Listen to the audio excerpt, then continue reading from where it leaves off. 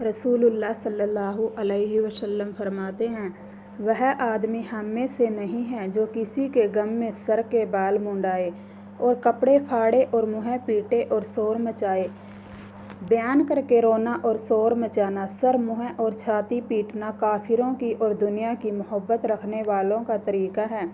मुसलमानों को ऐसा न करना चाहिए, क्योंकि हुजूर सल्लल्लाहु अलैहि वसल्लम ने बयान करके रोने वाली औरतों पर लानत फरमाई है और यह भी फरमाया है कि बयान करने वाले मर्द हो या औरतें, उन पर खुदा का गज़ब नाजिल होता है और कब्र में उनकी सूरतें कुत्ते जैसी हो जाती हैं। और बयान करके रोने से मरने वाले को अजाब यह होता है कि उसकी कब्र में दोजख की तरफ से खिड़की खोल दी जाती है और काले सांप उसको आकर लिपट जाते हैं और वह मरने वाला रो रो कर कहता है कि यह अजाब मुझ पर क्यों आया। फरिश्ते कहते हैं कि यह अजाब तेरे घर वाले तुझको पहुंचा रहे हैं कि तेरे मरने पर वह अल्लाह ताला से नाराज़ हैं, और बयान करके रोते हैं और शोर मचाते हैं और गोया अल्लाह ताला से लड़ाई करते हैं।